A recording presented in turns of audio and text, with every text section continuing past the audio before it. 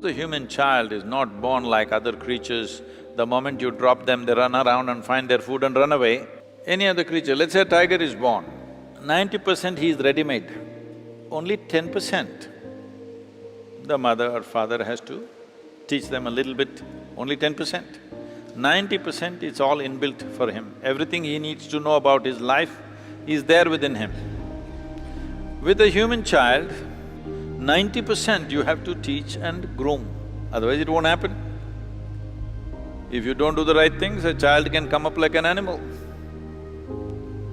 So, this is not because of one child or 10 children, it is the nature of people, that how people are attached to their children, their idea of well-being is to pour them with gifts.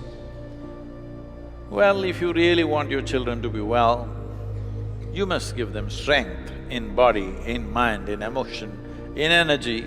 If you give them lot of strength and stability, wherever they go, they will be well.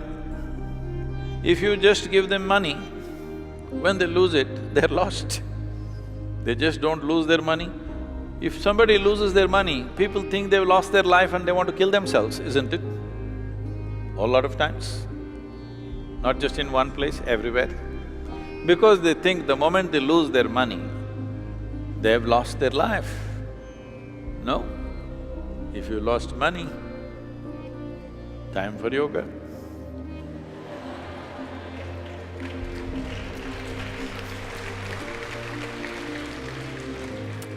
This is why Patanjali started the Yoga Sutras, which is a tremendous document on life, with half a sentence. If you still believe that by getting married or unmarried, your life will become fulfilled, not a time for yoga. If you believe if you get some money or wealth, your life is settled, not a time for yoga. If you believe if you build a new home or buy a new car, life will be fulfilled, not a time for yoga. If you know all these things make some convenience happen in our life, but doesn't really transform us in any way. If you understand this one thing, and now yoga.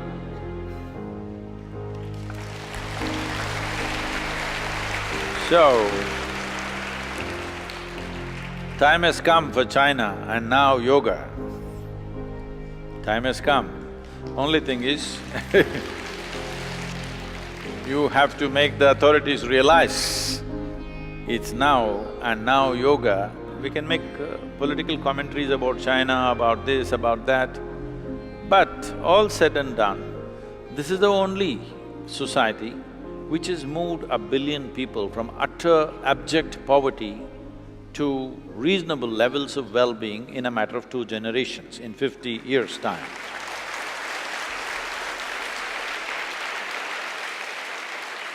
Nowhere has it ever happened. Right now, India is sitting on such a threshold. What China did with great force, India could do it democratically. We are sitting on the threshold, but still there are distance to walk. We still need to walk the distance. So, we can give commentaries about this and that and many things, about freedom, freedom of speech, freedom of yoga, freedom of pursuing my own goals and stuff. But you must understand your present well-being has happened because as a consequence of forceful determination by somebody. Keeping a whole generation in abject conditions of poverty is a worse crime than forcefully doing a few things. So, for China, the time for yoga has come. Not the twisting, turning yoga that's becoming popular there. Real yoga means to obliterate the boundaries of your individuality. Right now, you must understand this, a nation like China has grown because of a strong sense of, this is what we will do, determined approach towards the nation. Now that those goals are achieved, slowly relaxing that must happen. I think they're doing it, but still, to benefit this generation, it may not be fast enough. So, it needs to happen not by protest, not by doing this and that, but bringing better understanding in the minds of those who administer the nation, that this will not work like opium of the past. Because you must understand this, the religions of the past were described as the opium, because they were putting people to sleep. So yoga, pursuit of spiritual process will not work as a sedative for the population, but will act as an invigorating force.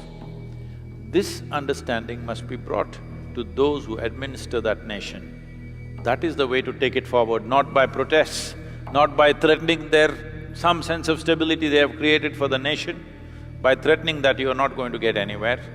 So, about you being the only child, because your parents were prevented from having two, they gave you two children's food to you.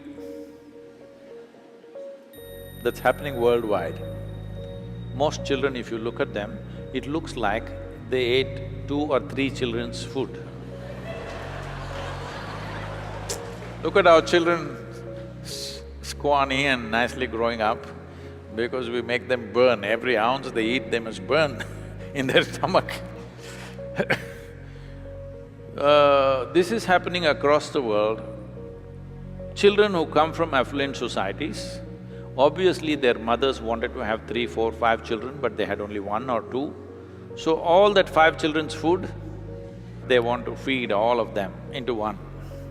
Investment.